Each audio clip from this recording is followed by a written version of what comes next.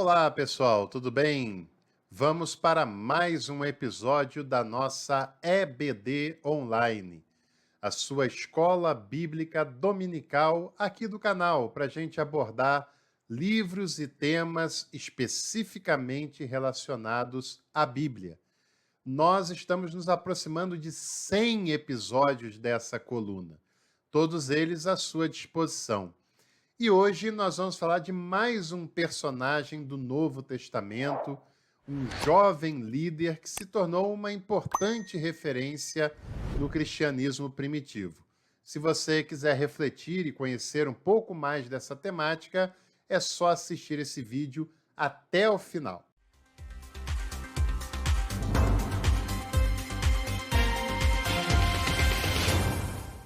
Fica também aqui o meu convite para você visitar a descrição desse vídeo, porque nós temos links de cursos, livros, descontos especiais de outras redes sociais que nós fazemos parte também. E eu tenho certeza que todo esse material vai te interessar e te enriquecer muito. Clica ali, dá uma olhada, você não vai se arrepender. O personagem em questão para esse episódio é nada mais, nada menos do que Timóteo. Timóteo não é um personagem desconhecido do Novo Testamento. Nós ouvimos falar sobre ele, você já deve ter conhecido alguma coisa sobre esse personagem. Se não conheceu também, nós vamos falar as coisas principais relacionadas a esse que se tornou um grande personagem do Novo Testamento. Uma pessoa jovem, por conta da sua juventude, enfrenta alguns desafios ali relacionados a pessoas mais antigas, né? Se hoje ainda tem um certo peso a pessoa de cabelos brancos, a pessoa com mais idade, com mais experiência, imagina há 2000 anos atrás um jovem líder pregando e ensinando a pessoas com mais idade, né? Então ele teve algumas dificuldades nesse processo. É geralmente o ponto que a gente mais se lembra do Timóteo, mas ele também tem outros elementos interessantes para a gente conhecer. O seu nome, por exemplo, significa honrado por Deus. Timóteo, Theos, vem de Deus, e Timos, de honra, né? É claro que nada tem a ver com essa honra, né, que as pessoas têm falado hoje em dia, que nada mais tem a ver do que com bajulação, e nada além do que isso, né? O Timóteo era uma pessoa honrada, de uma família que teve o protagonismo das mulheres da sua casa, que fizeram toda a diferença no seu caráter, na sua formação, como o protagonismo feminino que continua hoje fazendo a diferença em diversos lares Brasil afora, né? O Timóteo nasceu na cidade de Listra, que era uma cidade que ficava na Ásia Menor. E, aliás, a Ásia Menor, que geralmente a gente cita, que muita gente ainda não se localiza direito onde fica essa cidade, vale a pena um conteúdo falando sobre isso. O que você acha? Se você acha uma boa ideia, escreva aqui embaixo nos comentários as palavras Ásia Menor. Se a gente tiver uma quantidade boa de comentários, eu faço um vídeo falando muito mais sobre essa região, que é a atual Turquia, que muita gente cita quando lê o Novo Testamento, mas que a maioria não sabe direito qual a importância para o cenário neotestamentário. Combinado? O Timóteo aparece pela primeira vez no Novo Testamento, quando ele se junta a Paulo e a Silas na segunda viagem missionária do apóstolo. Você lembra que a primeira ele faz com Barnabé, a gente já falou sobre Barnabé, sobre Silas aqui na EBD Online, tudo isso está à sua disposição. Na primeira para a segunda viagem missionária, o apóstolo Paulo tem uma discussão com o Barnabé, acabam se separando por causa de João Marcos. Barnabé vai para o Chipre com João Marcos e Paulo pega um outro companheiro de viagem, dessa vez o Silas, e vai caminhando na sua segunda viagem. Logo no início, eles conhecem uma outra pessoa, Timóteo, que está logo aqui em Atos, capítulo 16, versículos 1 e 2, é a primeira aparição de Timóteo, que diz: Paulo chegou a Derbe e depois a Listra. Ali havia certo discípulo chamado Timóteo, filho de uma mulher judia que tinha abraçado a fé e de pai grego. Os irmãos de Listra e Icônio davam bom testemunho dele. E Paulo quis que Timóteo partisse com ele. Tomou-o consigo, o circuncidou, por causa dos judeus que haviam naqueles lugares, pois todos sabiam que o seu pai era grego. E aqui nós vemos como Timóteo surge nesse cenário.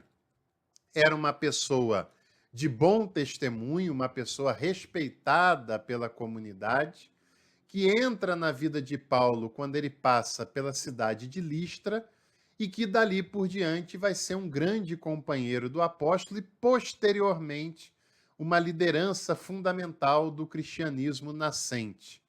Como o texto que nós lemos fala, a sua mãe, uma mulher chamada Eunice, era judia e que tinha se convertido ao cristianismo, abraçado a fé na pessoa de Jesus, e o seu pai, de nome desconhecido, era de origem grega, de origem helênica. Imagina que mistura interessante para a cultura e para a religiosidade de Timóteo, né?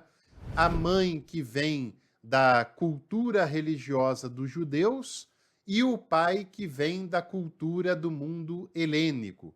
Mas quem faz toda a diferença na sua formação é a mãe, Eunice, e também a sua avó, uma mulher chamada Lóide.